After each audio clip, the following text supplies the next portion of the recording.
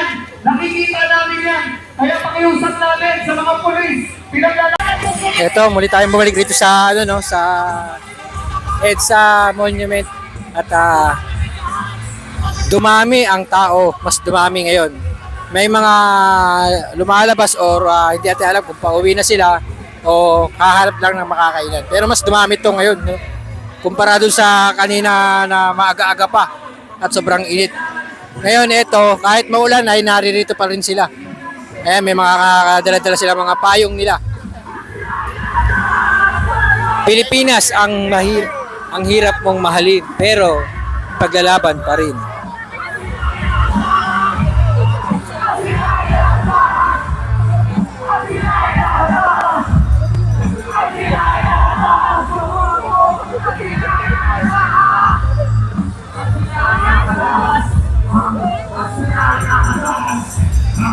So, ayan. Pati aso, bit-bit na rin nila.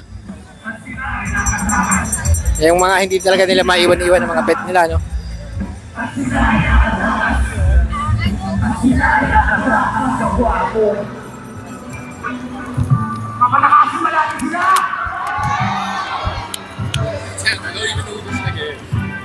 Yo, ang dami mga rally na nagaganap, iba't ibang kilusan, iba't ibang grupo, sawang-sawa na yung mga Pilipino sa puro pangako. Papaikot lang kayo ng bago para sa mga anak nyo, para sa pamilya nyo.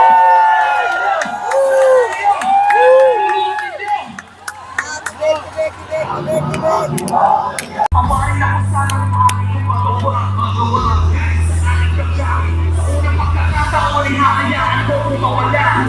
Sama na po kaming amahin ng mga mapagbalat kayo ay nangaling na masama.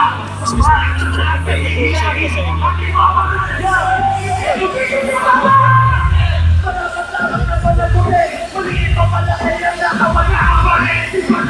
Sarap lang sunugin masari, kumane bakit kulang sa bari. Totoo ang kapalit ng magkanap o sinumali. Mas masahol at nahayop ang mga pangunay.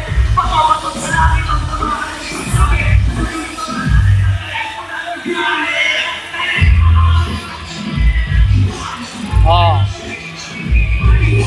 Diba? Ang daming tao.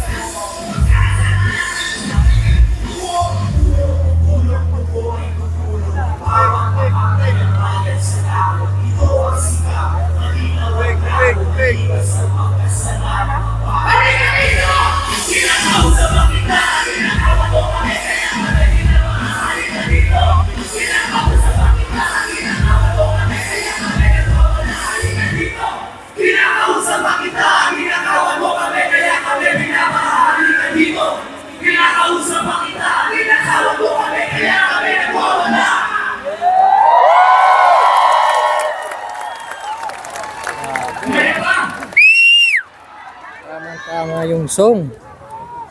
Hindi ko tutulog, pero tinestingin natin dito. Let's go!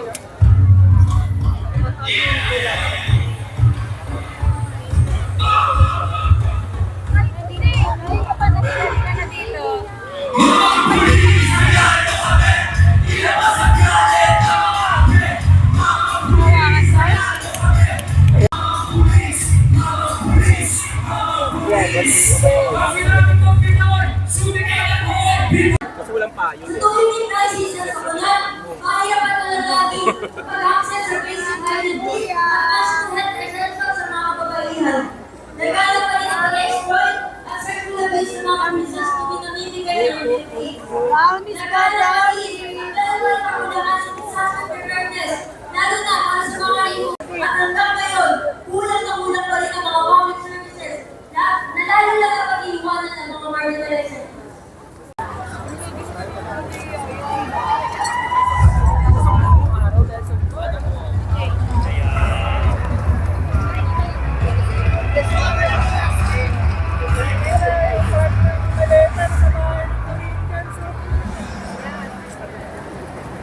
Ayun!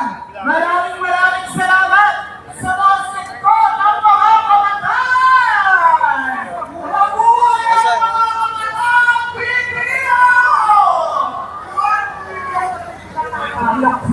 Yan, simula ko mga hindi yung kapana ko ha. So, nagdadagat. Pero tama ang mensahe niya, dapat ibalik ang mga ninakaw na kailangan. Ang ganito sa mga kabataan ng Sibol.